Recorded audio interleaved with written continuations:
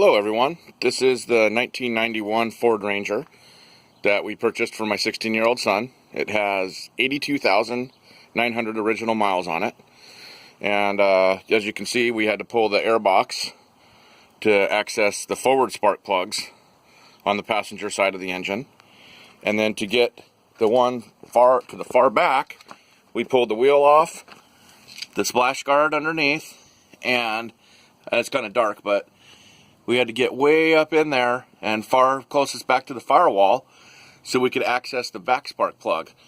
Looks like the original spark plugs, and they were really worn out, like really bad shape. So we purchased some Champion double platinum plugs. So those should last about 100,000 miles. It's a distributorless ignition. So 3 of the spark plugs get double fired every engine revolution, basically. So 3 of the spark plugs wear a lot quicker than the other 3. This is the 4-liter V6. That's why it's so hard to access the spark plugs.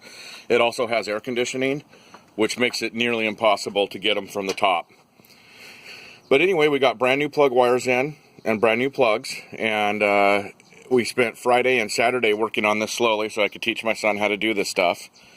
And we're going to go ahead and finish the job up today, and then we'll be replacing the automatic transmission fluid and a couple other things.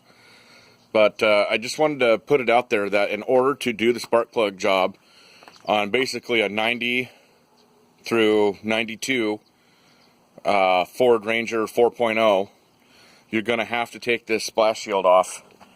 You're going to have to take the wheel off and jack it up and slide underneath there and reach up and get the spark plugs off. They're really tough to break loose, especially on spark plugs that have been sitting in there for 27 years.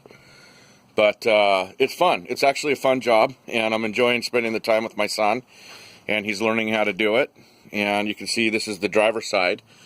And we put brand new plug wires in there and brand spanking new Champion double platinum plugs. And we're making good progress. It's a lot of fun. It's a beautiful truck. We picked this thing up for $3,500, which some might think that's a little expensive, but the truck was garaged every single night of its life, and we got it from the original owner, well, his nephew.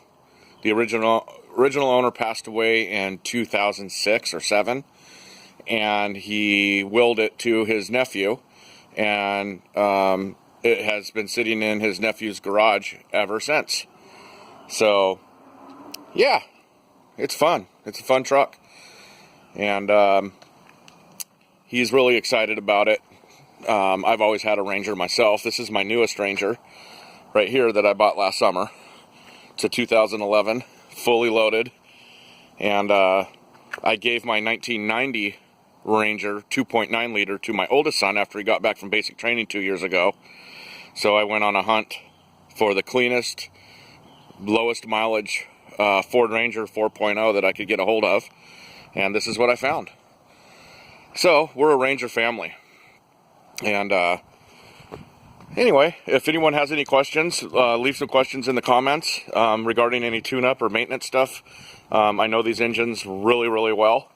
Been working on Ford Rangers since I was in high school when I got my 1990 Ford Ranger. So pretty much every nut, bolt, and screw I can turn on one of these old Rangers. Not as easy as it was when I was younger, though. I'm 43 now. 15, even 10 years ago was a lot easier on my back and my joints. So I got to work slowly, but it's worth it. You can even see the headlights haven't turned yellow. They don't have any wear on them. So the truck was well taken care of in terms of being kept out of the weather. I can understand why the plug wires are original, because to pay someone to do this type of a tune-up would probably cost, I think, somewhere around $500 because of the labor.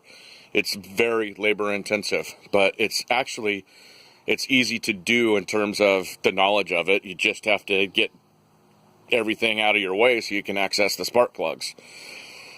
That's most of the work. Anyway, ask away if you have any questions or comments. Love talking about Ford Rangers. So, yeah, hit me up. And if you can, like the video. Bye.